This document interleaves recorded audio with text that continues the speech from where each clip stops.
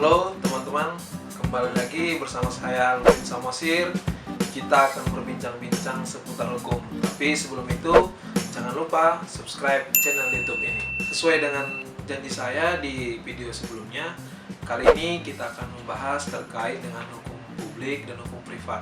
Tapi untuk video kali ini, kita akan coba pelajari lebih dalam lagi terkait dengan hukum privat atau yang biasa disebut hukum perdata. Hukum perdata merupakan salah satu bagian kecil dari jenis hukum yang ada di Indonesia. Hukum perdata yang terdiri dari dua suku kata, yakni hukum dan perdata. Hukum itu seperti yang kita ketahui bersama, yaitu sekumpulan aturan maupun kaidah. Sedangkan perdata berasal dari kata private yang artinya tersendiri. Maka secara tidak langsung hukum perdata yaitu hukum yang mengatur hubungan antara orang dengan orang. Sementara itu, Profesor Subekti membagi hukum perdata menjadi dua bagian. Yang pertama, hukum perdata dalam arti luas, yakni hukum yang mengatur hubungan antar perseorangan. Dan yang kedua, hukum perdata dalam arti sempit atau biasa disebut hukum dagang. Hukum perdata sendiri memiliki penamaan yang berbeda dari setiap berbagai negara. Misalnya kalau di Belanda, hukum perdata itu disebut dengan Burgerrechtsrecht, sedangkan di daratan Amerika, Inggris disebut dengan civil law. Dalam hukum positif Indonesia, hukum perdata diatur di Kitab Undang Hukum Perdata atau yang biasa disebut Burgerrechtswet Book. Kitab Undang Hukum Perdata ini terdiri dari 4 buku. Buku yang pertama mengatur tentang orang, yang kedua mengatur tentang benda, yang ketiga mengatur tentang perikatan, dan yang terakhir yang keempat mengatur tentang bukti dan daluarsa. Dalam buku pertama di KUA Perdata diatur terkait dengan orang. Nah, adapun yang diatur terkait dengan orang terdiri dari berbagai adab, mulai dari perkawinan, akta sipil, perceraian, hubungan orang tua dengan anak, perkawinan, dan segala hal lainnya yang mengatur terkait dengan hubungan orang perorangan. Jadi teman-teman, di buku pertama KUA Perdata ini lebih banyak berbicara tentang bagaimana hubungan kita dengan sesama, terutama yang masih memiliki ikatan kekeluargaan. Maka di sana akan diatur bagaimana mekanisme perceraian, pendewasaan, keputusan orang tua, sampai kepada catatan sivil dan lain sebagainya. Nah, untuk di buku yang kedua itu mengatur tentang kebendaan. Kebendaan tersendiri itu dibagi menjadi dua bagian. Yang pertama, benda yang bergerak, dan yang kedua, benda yang tidak bergerak. Nah, diatur juga terkait dengan benda yang berwujud dan juga benda yang tidak berwujud. Dalam buku kedua ini juga teman-teman diatur juga terkait dengan hak kekuasaan benda. Nah, tentang kekuasaan benda ini terdiri dari berbagai banyak item.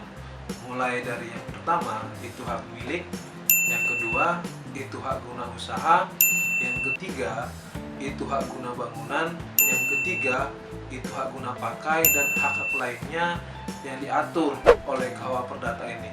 Nah, untuk peraturan selanjutnya itu diatur di Undang-Undang Nomor 5 Tahun 1960 tentang Undang-Undang Pokok Agraria tentang hak kebendaan yang tidak bergerak.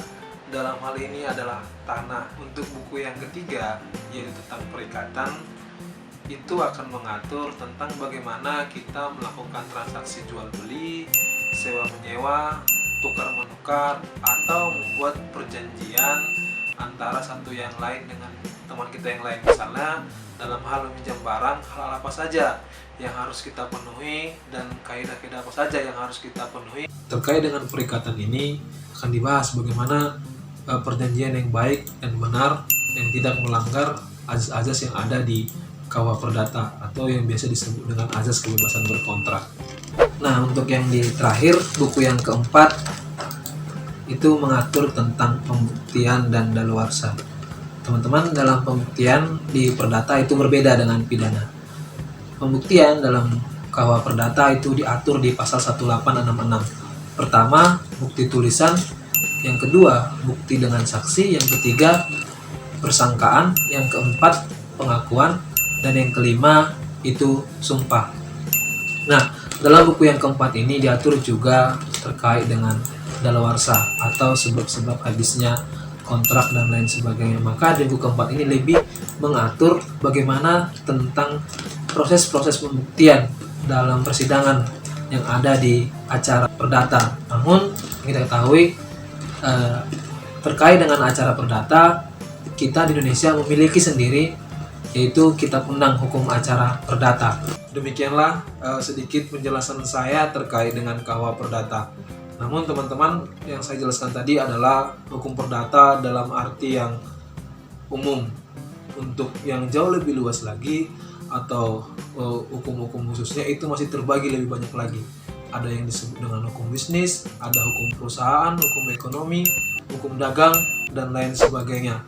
Nah, untuk KUH Perdata ini adalah sebuah undang-undang organik, artinya undang-undang yang mengatur secara umum terkait dengan perdata. Namun masih ada peraturan-peraturan lainnya yang mengatur tentang keperdataan. Misalnya ada Kitab Undang Hukum Dagang, ada Undang-Undang Perseroan Terbatas, ada Undang-Undang Perkoperasian, Undang-Undang Yayasan, dan lain sebagainya. Untuk video berikutnya, saya akan mengajak teman-teman untuk berdiskusi kembali, berdiskusi terkait dengan hukum pidana. Jadi sampai jumpa di video berikutnya. Jangan lupa subscribe channel YouTube ini. Terima kasih. Yang pertama misalnya hak gendong atau dalam bahasa Indonesia sering disebut dengan hak milik. Yang kedua itu ada hak erfak dan itu biasa disebut dengan hak guna usaha. Dan saya sudah lupa.